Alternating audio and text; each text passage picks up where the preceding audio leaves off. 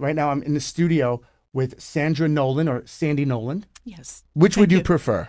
Sandra Nolan's fine. Sandra Nolan it is. Thank you so much for taking some time to talk with me today. Thank you for having me. We're here to talk about Ocean of Love, what Ocean of Love is all about, why we're here to raise the money for Ocean of Love for this fundraiser that we've been doing year after year after year. And we're here to talk about Sean. Sean passed away last year. Yes. Why don't you tell us a little about Sean? Tell him how old was he when he passed away? Well, Sean had just turned 22 years old when he passed away last year, November 21st. He was diagnosed with acute lymphoblastic leukemia That's known as ALL? ALL, yes. In October 2013. He had battled this cancer for about 14 months, and he wasn't able to make it. So, what kind of person was Sean? Tell us a little about his life. Sean, Sean was going to college, bright, very intelligent young man. I'm sorry. It's okay. I can't do it. You could use this entire role if you have to. It's all yours. Thank you. I appreciate it. You could use the entire role. Oh, man. Don't be sorry. It's okay. It's Don't just that, It's okay. you think I have a whole life ahead of you, and all of a sudden is interrupted. You don't know what to say. I see these kids year after year, and it's a shame. It's just awful that they have to sit. Why? Too many children being diagnosed with cancer. It's just unbelievable. But Sean was going to college. He wasn't very sure of what he wanted to do, something with science.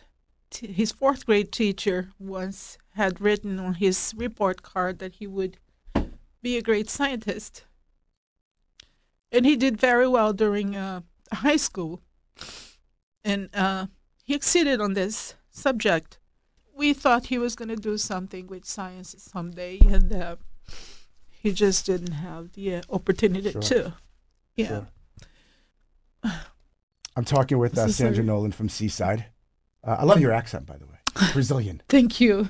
How has Ocean of Love, obviously this is still very recent for you. He just passed away almost a year. How has Ocean of Love been there for you? What have they, when Sean was sick, I'm sure you're still pretty active with Ocean of Love as well now? Yes, we keep in contact, and I think we're stuck for life. I want to say that, but it's a good thing. I think that when Sean was diagnosed with ALL, after he was in the hospital for about 3 days, somebody contacted us. They called us. Somehow they found out that my son had this, and from that phone call, the support that they have given, Ocean of Love have given to our family was paramount. I can't just tell you one thing, but they had helped us with lots of things that we wouldn't even know how to ask for, what kind of help. We didn't know that we were going to need the kind of help that they had given us. The mental support, the help with the going through the holidays and having a sick child. You have your family. I have 2 other children. They are 20 and 16.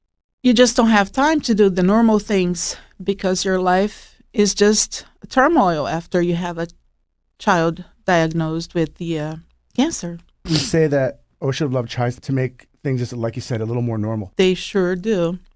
The first thing that I was surprised, and I didn't think I was going to need this kind of help, was when Maria called me. She was offering help with gas money. I really didn't think we're going to need that because we didn't know what cancer was. There was never anybody in our family background, either mine or my husband's, that had to deal with that. So I thought that we were not going to need that kind of help, but as time went on, it was an almost everyday trip to the hospital to see Sean and to be with him and to be supportive of him, and that was an incredible help. Everybody does associate Ocean of Love as the gas card charity. The gas right? card charity. when you were going through the treatment with Sean, gas is expensive. So that is a huge help. They give out the gas cards. What other things stand out that you just look back and you're like, if it wasn't for Ocean of Love, this just would be just even more of chaotic? Like, they always told us to call whenever we needed to talk to somebody. And I'm going to tell you that I wanted to call sometimes and something happened. We either were worried about Sean or occupied with something else. And then Maria always knew when to call. The hardest part of our lives in the hospital, at the house, I don't know, somehow she knew that she needed to be calling us, and it was the right time to call, so we needed to talk to somebody. She was there. They were there. how was Sean's siblings with Ocean of Love?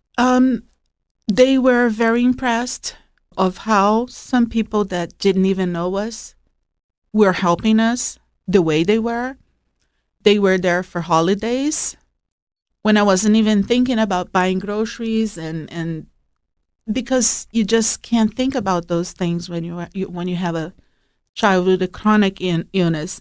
They all of a sudden knocked on the door, and there was a big basket for Thanksgiving, and that was just awesome. My children, Talita and Colette, could not believe that people that didn't even know us were there to help us. This is why we raise this money for these things. You know, obviously we raised $105,000 for Ocean Love during this radiothon.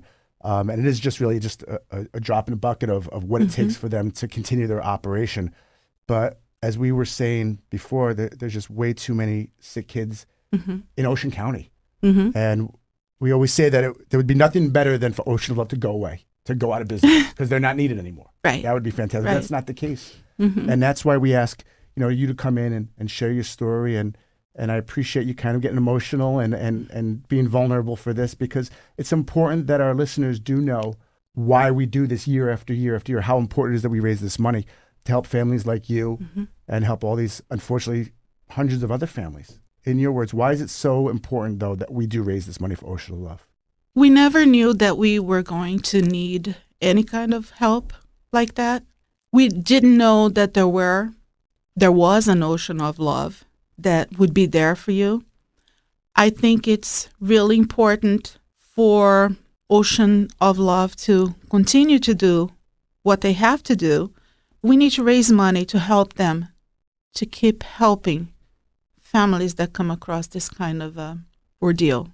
If people could come on out while they're hearing this interview right now, just make that donation. We always say no amount is too small. If every person in Ocean County could donate $1, that would be the greatest thing.